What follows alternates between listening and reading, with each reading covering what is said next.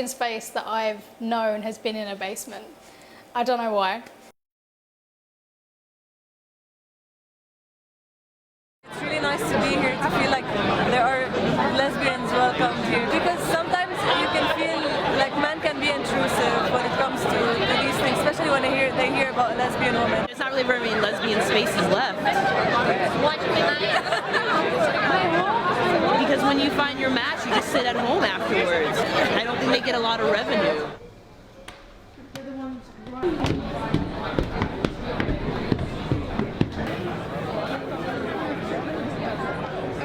As the only venue of its kind, how worried were you during the pandemic that it might not make it through? It was definitely a time where I thought, if we're going to be closed for a year and the landlord's not going to help, it's not going to be viable to return. And we're not out of the woods yet, let's be honest. We don't know what the future holds with this whole COVID thing. What was that like, knowing that this is the only women's space in London? It was nerve-wracking, to put it mildly. I took on the responsibility of running a lesbian venue, and you know, I think my customers would never forgive me if I did anything bad with that. So it's a responsibility, and I hope I stand by it. I actually feel that there was very, very few lesbian bars left. We were always known as the Midlands' premier lesbian bar, but over the course of time we've rebranded to the Little Gay Bar with the big gay heart. We were not getting the support from the women anymore. If it wasn't for the support of the guys, we would have probably closed by now.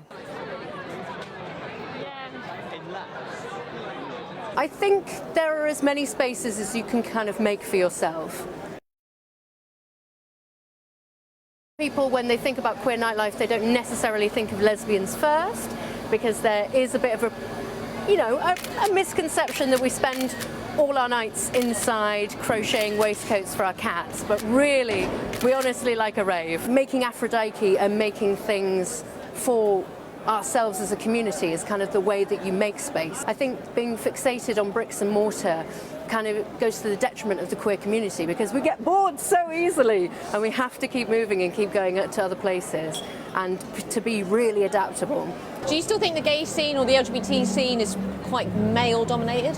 Oh, definitely. Like, I love going to a mixed night or going to an established gay venue, but when you go into a space that is just for you, you really feel it in this, like, the very core of your bones. Why do you think it is important to have spaces like this? Queer women need spaces to meet other women, to build romantic relationships. I think these places are so important just for your own mental health. Accepting yourself is a really long process, and I actually think that my process in accepting my sexuality only started once I got a job here. Back then was, as a female, to go into a gay venue, I would have to knock a door, they'd open a little slat, check me out, and then allow me in. It wasn't like a sort of free-for-all where, whoever you are, you could walk in and out of a venue. It was a very selective, underground sort of world, and it's nice that it doesn't have to be like that anymore.